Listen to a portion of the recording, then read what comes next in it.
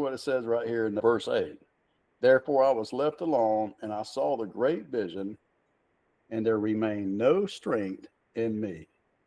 He is wiped out, and he says he's got no strength in him. Look, I want you to see this. So this is one of these real good verses. No strength in me for my comeliness. Daniel was a righteous man that wasn't going to defile his body with the king's meat. At the time, I think he was 17 years old, young guy, and I'm going to stay true to the Lord. And he stayed clean. I guarantee you he was a comely person. When you say comely, just a wholesome, you didn't see the lines of sin all over his face. And he wasn't that kind of a guy.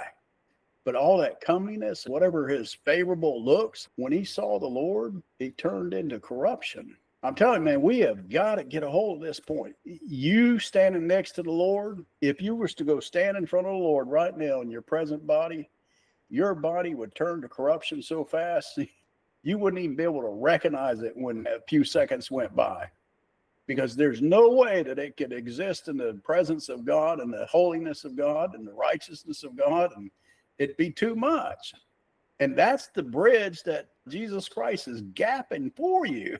If it wasn't for him, you couldn't make the gap the other way. So if you can't make the gap the other way, there should be no boasting.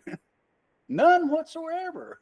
Some of this stuff is just awful strange that happens within Christian circles. They walk with the Lord for a little while, and you get a little righteous, start doing little things right. And then all of a sudden, you think you're righteous enough to beat up on some other people that ain't quite made it yet or hadn't got cleaned up. I don't care if you become like Daniel and you were loyal to the Lord since you were a teenager and you did everything right and you did everything with your whole heart and you were honest, and the people of the world even wanted to put you in place, to put you in power, to use you because you were so good at what you did. And you talk about comely and highly esteemed among men, and apparently Daniel was.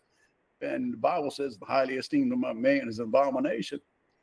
But the thing about Daniel is he might have been highly esteemed among men, but he didn't esteem himself. That's the thing right there. Anytime he was in the presence of the Lord, he just says, I'm corruption. In the presence of the Lord, I'm corruption. And you should never lose that. Without the Lord, you're corruption. If it wasn't for him touching you, if it wasn't for him putting a new man inside you and doing that circumcision made without hands, you'd have nothing but corruption.